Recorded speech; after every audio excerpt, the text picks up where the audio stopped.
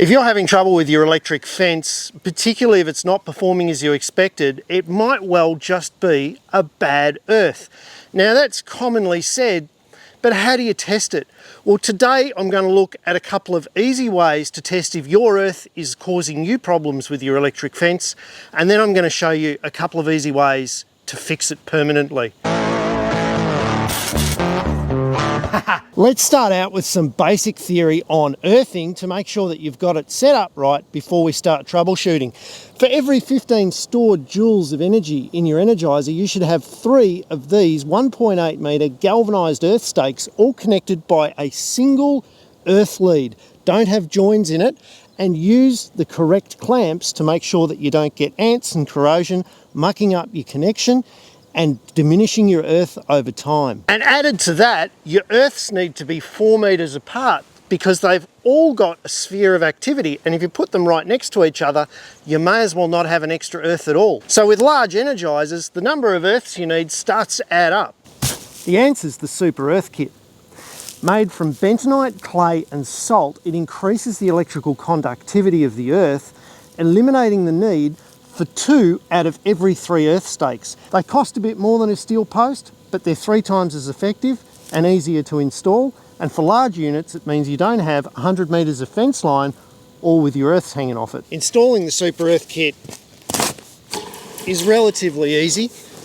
If you've got a petrol-powered post hole digger, it's even easier. Basically, you just need to dig a hole near one of your existing fence posts so your stock don't tread on it, get injured, and stuff it up. And if you've got an earth return system, you might also want to put a few units further out into the paddock.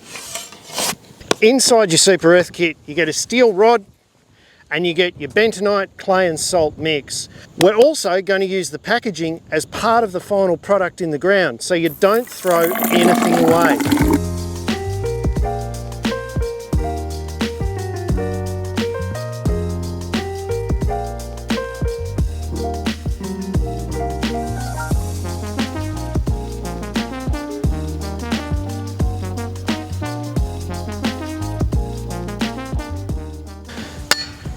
To check your earth, the first thing you want to do, and I always use my patented safety hammer for this, is put 2 or 3 stakes down the fence line about 4 metres apart, shorting out your electric fence.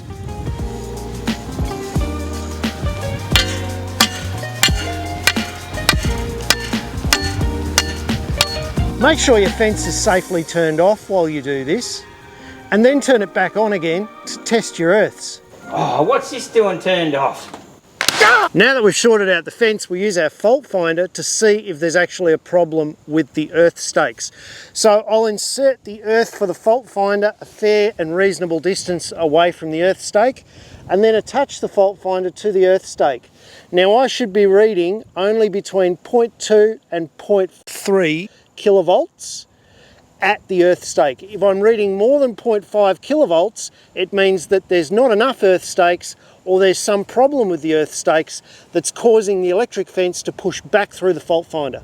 If you've used old black steel posts and they're rusted in the ground, you've probably got a really bad connection and you don't have an effective earth, so replace these with something better. Anything rusty is the enemy of a good electric fence, because you see, electrons don't run through the steel, they run around the steel.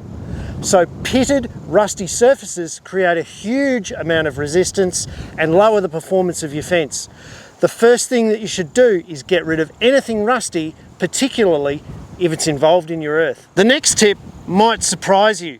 If you've tested your fence and you've looked for rust and you've looked for loose connections and you can't find any other faults, it might be as simple as coming outside and watering your earth stakes. You see, in hot, dry conditions, the soil really dries out, and that can lower the performance of your earth, creating resistance in the ground. So by putting water back into the system, you might fix your entire earth stake problem. So hopefully this takes a little bit of the mystery out of earthing an electric fence. It's something that a lot of people don't pay enough attention to, and when their electric fence performs badly or fails, they blame the energizer unit because they can see it, rather than the earth that they can't. Start with your earth, for a good electric fence. Guys, if you like this kind of content, don't forget, hit the subscribe button, give it a thumbs up. There's plenty more on timthompson.ag, and let me know in the comments if you want more good electric fencing videos. Let's start out with some good basic theory on installing effective earths for energizers. For every 15 stored joules, you should have 3 of these earth stakes and a dog